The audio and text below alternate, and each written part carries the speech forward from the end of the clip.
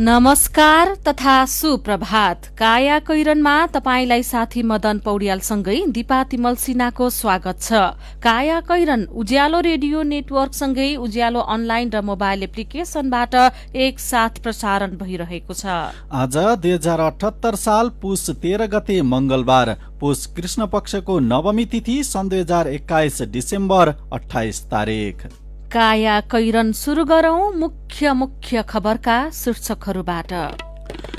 प्रचण्डको राजनैतिक प्रतिवेदनमा आत्मसमीक्षा, विद्रोह र संविधानका दुवै कुरा गर्दा क्षति भएको स्वीकार। माओवादीको राजनैतिक दस्तावेजमा पहिलो पटक जलवायु परिवर्तन सम्बन्धी कार्यक्रमलाई प्राथमिकता। गर्भवती र सुत्केरीले जुनसुकै अवस्थामा कोरोना विरुद्धको खोप लगाउन मिल्ने। फाइजर र मोडेनाको खोप दीर्घरोगीलाई पनि प्रभावकारी। एकदमै अशक्त अस्पतालमा भर्ना भएको अवस्था, गम्भीर अवस्थाकोलाई दिनलाई गाह्रो हुन्छ, दिन हुँदैन त्यतिखेर। अन्यथा जुनसुकै पनि दीर्घ रोगीहरूले अनिवार्य रूपमा यो भ्याक्सिन लगाउनुपर्छ। उहाँहरूलाई अझ यो जरुरी हुन्छ।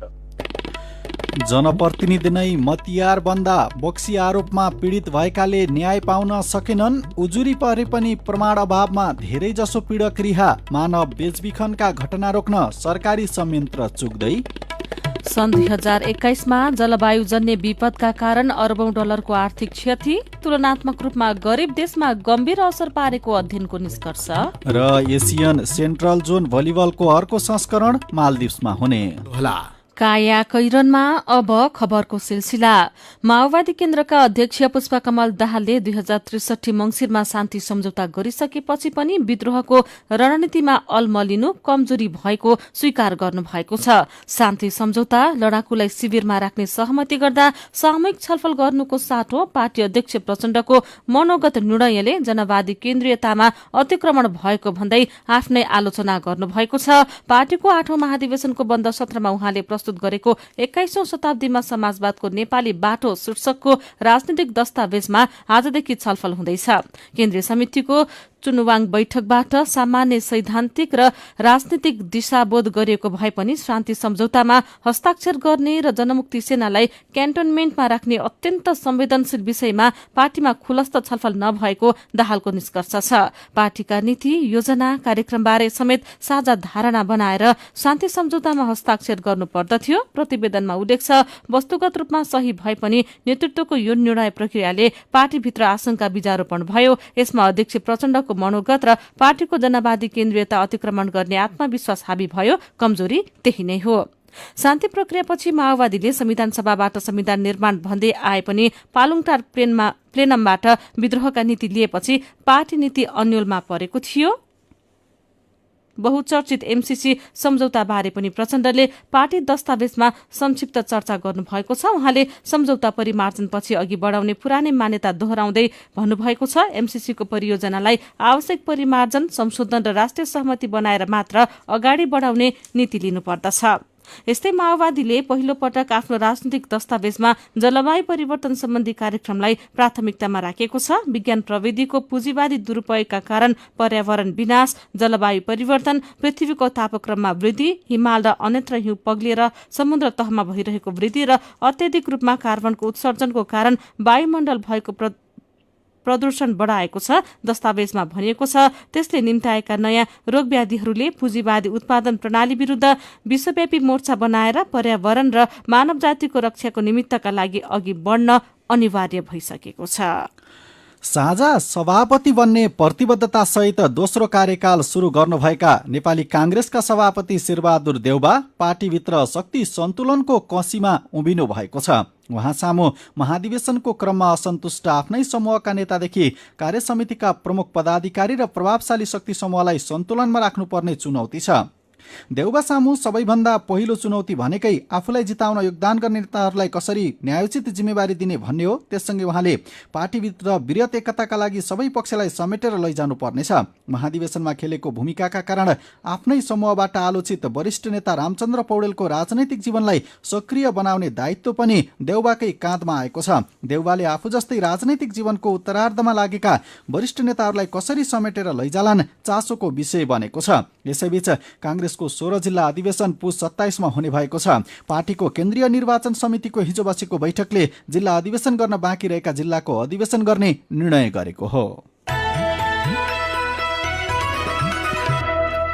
काया कैरनमा कोरोना क्याप्सुलसँगै खबरको सिलसिला बाँकी नै छ, सुन्दै गर्नुहोला।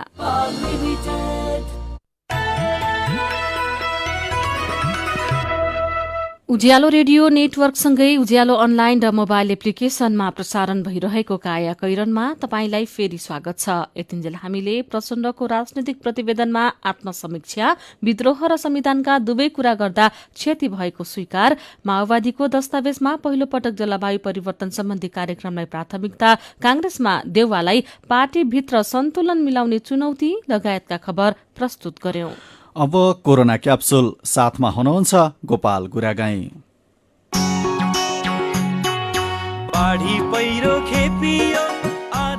Corona capsule season 2 capsule number 150। Corona क्याप्सुलमा आजको विषय विशिष्ट अवस्थाका महिला र बालबालिकालाई खोप दिने कि नदिने विषयमा जनजनका मनका जिज्ञासा र जवाफ। आजको क्याप्सुलमा समावेश मात्रा 4। कोरोना क्याप्सुलमा आजका पाहुना खोप विशेषज्ञ डाक्टर तारानाथ पोखरेल। नेपालमा जनसङ्ख्याको करिब 33% अथवा सरदर 1 करोड मानिसले कोरोना विरुद्ध पूर्ण मात्रा खोप लगाइसके। तर कतिपय मानिस सुत्केरी तथा गर्भवती अवस्थामा खोप लगाउन हुने हो कि होइन भन्ने थाहा नपाएर खोपबाट वञ्चित छन्। सुत्केरी र गर्भवती महिलाले कहिले खोप लगाउनु उपयुक्त हुन्छ त? थाहा पाउन सुनौ कोरोना क्याप्सुलको पहिलो मात्रा। सुरुवातका दिनमा गर्भवती महिला, सुत्केरीहरूमा अथवा स्तनपान गराउने महिलाहरूमा यसको प्रयोग नभएको हुनाले हामीले चाहिँ त्यो सुरुवातको दिनमा भनेनौँ। तर अहिले नेपाल सरकारले, हाम्रो विज्ञ सल्लाहकार समितिले दिएको सुझाव अनुसार अहिले चाहिँ गर्भवती महिलाहरूले जुनसुकै समयमा उहाँहरूलाई चाहिँ खोप लगाउन मिल्छ र गर्भावस्थामा पनि, सुत्केरी भइसकेपछि पनि र स्तनपान गराइरहेका महिलाहरूले सबैले अनिवार्य रूपमा लगाउनु पर्छ। जुनसुकै बेलामा एकदम तुरुन्तै उपलब्ध हुने बित्तिकै, थाहा पाउने बित्तिकै लगाइहाल्नुपर्छ र यसको लागि सहयोग पनि गर्नुपर्छ सबैले, परिवारका सदस्यहरूले, अन्यहरूले पनि। तपाईँ हामी सबैलाई थाहा छ, बालबालिका र किशोर किशोरीका लागि संसारभर मोडेर्ना र फाइजर नामका 2 खोपहरू दिइँदैछ। नेपालमा पनि 12 देखि 17 वर्ष उमेर समूहका बालबालिकालाई यिनै 2 खोप दिइँदैछ। तर बालबालिकालाई फाइजर र मोडेर्ना खोप मात्र दिने कारण के हो र यी 2 खोपमा के समानता र के भिन्नता छ? सुनौ कोरोना क्याप्सुलको दोस्रो मात्रा। यसको मोलिक्युलमा, बनावटमा थोरै फरक हो, तर दुईटै बच्चाहरूमा चाहिँ परीक्षण भइसकेको हुनाले र ठुलो संख्यामा लगाएर यसको रिपोर्टहरू पनि आइसकेको हुनाले जानकारीहरू, डाटाहरू प्रशस्त मात्रामा सेयरिङ गरेर WHO ले पनि रिकमेन्डेसन गरेको हुनाले यो चाहिँ दुवैमा लाउन मिल्छ। थोरै प्रकृति मात्रै फरक हो। आखिरमा इम्युनिटी, भाइरसको विरुद्धमा रोग क्षमता शक्ति विकास गर्ने हो। दुवै प्रभावकारी छन्। बालबालिकालाई दिइने फाइजर र मोडर्ना खोप दीर्घरोग लागेका बालबालिकालाई दिन मिल्ने हो कि नमिल्ने हो भन्ने अन्यलले धेरै अभिभावक पिरिएका छन्। यो पिरलो मेटाउन सुनौ कोरोना क्याप्सुलको तेस्रो मात्रा। विशेष गरी स्कुल जाने बालबालिका र स्कुल बाहिर रहेका पनि त्यो उमेरका बालबालिकाहरूलाई चाहिँ दिने कार्यक्रम नेपाल सरकारले सुरु गरेको छ र भ्याक्सिन पनि उपलब्ध छ अहिले। जो एकदमै अशक्त अस्पतालमा भर्ना भएको अवस्था, गम्भीर अवस्थाकोलाई दिनलाई गाह्रो हुन्छ, दिन हुँदैन त्यतिखेर। अन्यथा जुनसुकै पनि दीर्घरोगीहरूले अनिवार्य रूपमा यो भ्याक्सिन लगाउनुपर्छ। उहाँहरूलाई अझ यो जरुरी हुन्छ। यदि स्टेबल बिरामी हुनुहुन्छ भने उहाँहरूलाई सकेसम्म चाँडो लगाउनुपर्छ। यतिखेर उतिखेर भन्ने छैन। उहाँहरूको फिजिसियनले, उपचार गर्ने चिकित्सकले सल्लाह दिएपछि लगाइहाल्नुपर्छ। नेपालमा मनोवैज्ञानिक तथा मानसिक स्वास्थ्य समस्याका कारण औषधि खाइरहेका बालबालिकाले कोरोनाको खोप लगाउनु हुन्छ कि हुँदैन भन्ने जानकारी नपाएर उनीहरूका अभिभावक पनि अन्योल र दुविधामा छन्। यो दुविधा हटाउन र खोप लगाउन नमान्नेहरूलाई खोप दिने तरिका थाहा पाउन सुनौ कोरोना क्याप्सुलको चौथो तथा अन्तिम मात्रा। मनोवैज्ञानिक असर परेका, मानसिक मनोसामाजिक समस्या भएका बालबालिकाहरू चाहिँ अब त्यसमा त त्यस्तो खासै आवश्यकता छैन। तर उमेरले र नेपाल सरकारको मापदण्डले दिइसकेपछि लगाउनुपर्छ। तर उहाँहरूलाई नै भनेर लगाउनुपर्छ भन्ने त्यस्तो चाहिँ छैन। एउटा के समस्या हुनसक्छ भने उहाँहरूलाई अलिकति काउन्सिलिङ बढी गर्नुपर्ने हुन्छ। कसैलाई अब त्यो भ्याक्सिन सम्बन्धी डर पनि हुनसक्छ होइन। सुरुमै राम्रोसँग काउन्सिलिङ गरेर भ्याक्सिनको बारेमा जानकारी दिने, उहाँहरूमा डरहरू, त्रासहरू छ भने त्यसलाई हटाएर अनि मात्र लगाउनु राम्रो हुन्छ। र यस्तो यस्तो लक्षणहरू देखिन सक्छ, केही पनि होइन नै भनेर उहाँहरूलाई पूर्व तयारी गर्नुपर्छ। विशेष अवस्थाका बालबालिका तथा महिलाले कोरोना विरुद्धको खोप लगाउने विधि र प्रक्रिया सम्बन्धी जानकारीका अनेक मात्राहरूको लागि खोप विशेषज्ञ डाक्टर तारानाथ पोखरेललाई धन्यवाद र कोरोना क्याप्सुल सुन्नुभएकोमा तपाईँलाई पनि धन्यवाद। लौ त कोरोनाको अर्को क्याप्सुलमा फेरि भेटौँला। काया कैरनमा कार्टुनसँगै खबरको सिलसिला बाँकी नै छ, सुन्दै गर्नुहोला। सीधा कुरा प्रष्ट विचार काठमाडौँमा 90 मेगाहर्ज उज्यालो रेडियो नेटवर्क मार्फत देशभरिका विभिन्न एफएम स्टेशन तथा उज्यालो अनलाइन र मोबाइल एप्लिकेशनमा प्रसारण भइरहेको काया कैरनमा तपाईंलाई फेरि स्वागत छ। अब बाँकी खबर। पर्साको छिपहरमाई गाउँपालिका 3 जयमंगलपुरमा 48 वर्षीय एकल महिला बक्सीको आरोपमा कुटिन्। कुट्ने टोलीका अगुवा थिए कार्यपालिका सदस्य सुभाष शाह। 2077 असार 31मा भएको यो घटना कुटपिटमा मात्र सीमित भएन। शाहले गाउँले जम्मा पारेर ती महिलालाई अर्धनग्न बनाई पिट्दै गाउँ घुमाए। जिल्ला प्रहरी कार्यालय पर्सामा उजुरी परेपछि पक्राउ परेका शाह 1 महिनामै तारेखमा छुटे। बक्सीको आरोप लगाउनु वा त्यस आरोपमा यातना दिनु फौजदारी कसुर मानिन्छ। कतिपय जनप्रतिनिधि स्थानीय तहको अधिकार र कर्तव्यलाई बेवास्ता गर्दै बक्सीको आरोपका उजुरी आए प्रहरी कहाँ पठाउन सहजीकरण गर्नुको साटो मेलमिलापका लागि दबाब दिन्छन्। यसको उदाहरण हुन् झापाको मेचीनगर नौका वडा अध्यक्ष गोपाल खड्का। खड्काले बक्सी आरोपमा दुर्व्यवहारमा परेकी वृद्धालाई वडा अध्यक्ष आफैलाई सम्बोधन गरी निवेदन लेख्न लगाएर न्यायिक प्रक्रियामा जानबाट रोकिदिए। समाजमा अति कमजोर अवस्थामा रहेका एकल, गरिब, रोगी महिलाले बक्सीको आरोपसँगै दुर्व्यवहार र हिंसा खेप्नुपर्छ। बक्सीको आरोप कसुर र सजाय ऐन 2072मा बक्सी आरोपमा कसुर गर्ने व्यक्तिलाई कसुरको मात्रा हेरी 8 वर्षसम्म कैद र 1 लाख रुपैयाँसम्म जरिवानाको व्यवस्था छ। सजाय हुने व्यवस्था समेत ऐनमा छ। तर नागरिकको ढोका अगाडिका जनप्रतिनिधि नै बक्सी प्रथाको वकालतमा लाग्दा महिलाहरू पीडित हुने क्रम रोकिएको छैन। गाउँपालिका महासंघका केन्द्रीय सदस्य लेखनाथ पोखरेल सामाजिक कुरीति र कुसंस्कार हटाउन राजनैतिक प्रशिक्षण र प्रतिबद्धता आवश्यक रहेको बताउनुहुन्छ। जनप्रतिनिधि पनि समाजकै उपज भएकाले सुरुका वर्षमा बक्सी लगायतका घटनामा मतियार बन्ने घटना धेरै भए। पछिल्ला वर्ष सचेतनाका कार्यक्रम गर्दै गएकोले यस्ता घटना कम हुन थालेको उहाँको दाबी छ। तर 2074 देखि 2077 असारसम्म बक्सी आरोप लगाउने र मतियार बन्ने 35 जनप्रतिनिधि विरुद्ध उजुरी परे पनि प्रमाण अभावमा अधिकांश रिहा भएका छन्। बक्सी आरोपमा प्रताडना जनप्रतिनिधि नै मतियार शीर्षकको यो खबर आजको कान्तिपुर दैनिकले छापेको छ। यसैबीच संगठित मानव तस्करको प्रलोभनमा परेर रोजगारीको खोजीमा संसारका अनेक कुना काप्चामा पुगेका नेपालीको अकालमा ज्यान जाने, दुर्घटनामा पर्ने वा महिनौसम्म बन्धक हुने घटना नियमित जस्तै देखिन्छन्। तर अवैध रूपमा विभिन्न देश पुगेर मृत्युवरण गरेका वा घाइते अपाङ्गता भएका वा बन्धक भएकाहरूको उद्धारको विधिवत प्रणाली र त्यसमा लाग्ने खर्चको जोहो त परै जाओस्, यस्ता घटना न्यूनीकरणमा पनि राज्य संयन्त्र चुक्दै गएको छ। मानव बेचबिखन तथा ओसार प्रसार नियन्त्रण गर्न भन्दै सरकारले मानव बेचबिखन तथा ओसार प्रसार नियन्त्रण ऐन 2064 र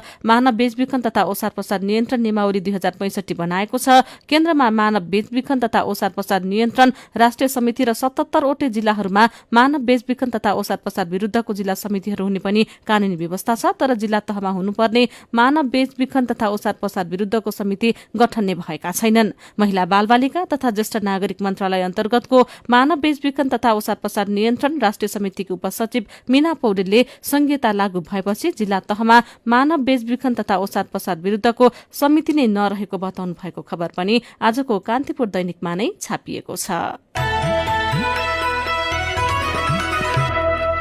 अब विदेशको खबर। सन् 2021मा जलवायुजन्य विपदका कारण विश्वभर अर्बौं अमेरिकी डलर बराबरको आर्थिक क्षति भएको छ। हालै सार्वजनिक भएको एक अध्ययन प्रतिवेदनका अनुसार जलवायु परिवर्तनका कारण विश्वभर कम्तीमा 10 वटा मौसमी अति विषमका घटना भएका छन्। प्रति घटना 1 अर्ब 50 करोड अमेरिकी डलर बराबरको क्षति भएको पाइएको छ। अमेरिकामा गएको अगस्तमा आएको आइडा आँधी तथा जुलाईमा युरोपमा आएको बाढीका कारण सबैभन्दा बढी क्षति भएको छ।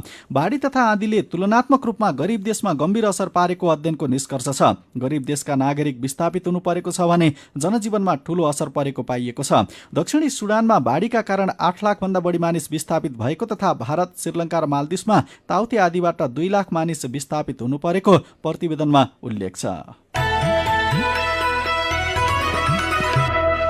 अब खेल खबर। एसियन सेन्ट्रल जोन भलिबल मा महिलातर्फको उपाधिका लागि नेपालले आज उज्बेकिस्तानसँग खेल्दैछ। नेपालको महिला टोली अपराजित रहँदै फाइनलमा पुगेको हो। यस्तै पुरूष टोलीले आज तेस्रो स्थानका लागि खेल्नेछ। च्याम्पियनशीपमा पुरूषतर्फ 5 र महिलातर्फ 6 देश सहभागी छन्। यसैबीच एबीसी एसियन सेन्ट्रल जोन पुरूष तथा महिला भलिबल च्याम्पियनशीपको अर्को संस्करण मालदिप्समा हुने भएको छ। सेन्ट्रल एसियन भलिबल एसोसिएसनको बंगलादेशमा हिजो बसेको बैठकले सन् 2022 को सेन्ट्रल जोन भलिबल च्याम्पियनशीप मालदिप्समा गर्ने निर्णय गरेको हो। अब केही खबर संक्षेपमा। रारा विमानस्थलको टर्मिनल टावर 18 वर्षदेखि काठको टहरामै छ। पूर्वाधार निर्माणको काम अधुरो हुँदा पटक पटक जहाज अवतरणमा समस्या हुने गरेको छ भने दुर्घटनाको जोखिम पनि बढ़िरहेको छ। 2060 साल कार्तिक 2 देखि उडान शुरू भएको विमानस्थलमा सुविधायुक्त टावर बनाउने निकै अघिको योजना हो। पूर्वाधार निर्माणमा ढिलाइ हुँदा यात्रुहरू शास्ति भोग्न बाध्य भएका छन्। विमानस्थलमा टर्मिनल भवन समेत नबन्दा कर्मचारीले समेत जोखिम मोलेर काम गर्नु परेको छ। प्रधानमन्त्री रोजगार कार्यक्रम अन्तर्गतको रोजगारी पाएका श्रमिकको 7 लाख रुपैयाँको सामूहिक कार्यस्थल दुर्घटना बीमा हुने भएको छ। श्रम रोजगार तथा सामाजिक सुरक्षा मन्त्रालयले प्रधानमन्त्री रोजगार कार्यक्रम सञ्चालन निर्देशिका संशोधन गरेर यो व्यवस्थाको तयारी गरेको हो।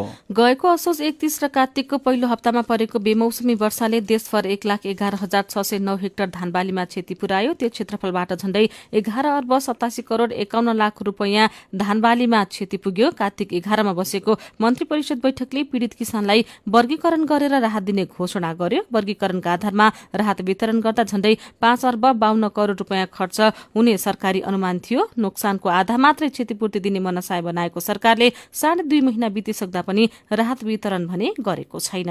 बझाङको दुर्गाथली गाउँपालिका 6 मा किर्ते कामदार खडा गरेर उपभोक्ता समितिले लाखौं रकम हिनाबिना गरेको भेटिएको छ। प्रधानमन्त्री रोजगार कार्यक्रम अन्तर्गत ओडामा ग्राभेल बाटो निर्माण गर्न बनेको उपभोक्ता समितिले किर्ते कामदार बनाएर 5,17,000 हिनामिना गरेको पाइएको हो। यो खबर आजको गोरखापत्र दैनिकले छापेको छ। र नेपालमा मस्तिष्क घात स्ट्रोकको शल्यक्रिया गर्दा टाउको खोलेर मात्रै हुने गरेकोमा अब टाउको नखोली गर्ने प्रविधि प्रभावकारी देखिएको छ। टाउको खोलेर शल्यक्रिया गर्दा 50 देखि 60% सम्म मात्र सफलता हुने गरेकोमा टाउको नखोली न्युरो सम्बन्धी शल्यक्रिया गर्दा 97% सफलता मिल्ने गरेको पाइएको छ। काया कैरनमा अब पालो उखानको।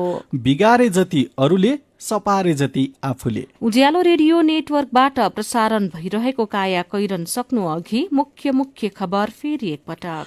प्रचण्डको राजनैतिक प्रतिवेदनमा आत्मसमीक्षा, विद्रोह र संविधानका दुवै कुरा गर्दा क्षति भएको स्वीकार। दस्तावेजमा पहिलो पटक जलवायु परिवर्तन सम्बन्धी कार्यक्रमलाई प्राथमिकता। गर्भवती र सुत्केरीले जुनसुकै अवस्थामा कोरोना विरुद्धको खोप लगाउन मिल्ने। फाइजर र मोडेर्नाको खोप दीर्घरोगीलाई पनि प्रभावकारी। जनप्रतिनिधि नै मतियार बन्दा बोक्सी आरोपमा पीडित भएकाले न्याय पाउन सकेनन्। उजुरी परे पनि प्रमाण अभावमा धेरै जसो पीडक रिहा। मानव बेचबिखनका घटना रोक्न सरकारी संयन्त्र चुक्दै। सन् 2021 मा जलवायुजन्य विपदका कारण अरबौं डलरको आर्थिक क्षति तुलनात्मक रूपमा गरीब देशमा गम्भीर असर पारेको अध्ययनको निष्कर्ष। र एसियन सेन्ट्रल जोन भलिबलमा महिलातर्फको उपाधिका लागि नेपालले आज उज्बेकिस्तानसँग खेल्दै। अब कार्टुन। आज हामीले कुरी शीर्षकमा उत्तम नेपालले बनाउनु भएको कार्टुन लिएका छौं। प्रदेशमा मौलाइरहेको मन्त्रालय टुक्र्याउने प्रवृत्तिलाई कार्टुनले व्यङ्ग्य गरेको छ। यहाँ एकजना मुख्यमन्त्री भागबण्डा मिलाउँदा गलेर लत्रक्क परेका छन्। गालामा हात राखेर बसिरहेका उनी भएका ठाउँमा मन्त्रीका एक आकांक्षी पुगेका छन् अनि उनलाई देखेर मुख्यमन्त्री भन्दैछन्, भान्सा मन्त्री भर्खरै अर्कैलाई खुवाइसके। टोयलेट मन्त्री चाहिँ बाँकी छ, खाने त। आजको काया कैरन सकिएको छ। काया कैरनबाट प्राविधिक साथी सरोज थापासँगै हामी पनि बिदा माग्छौं। काया कैरन सुन्नुभएकोमा तपाईलाई धन्यवाद। उज्यालो मोबाइल र अनलाइनमा प्रसारण भइरहेका रेडियो र अनलाइनका सामग्री भाइबरमा पनि उपलब्ध छन्। कोरोना विरुद्धको खोप लगाउन छुट्नु भएको छ भने आफ्नो ओडामा सम्पर्क गर्नुहोला। नमस्कार।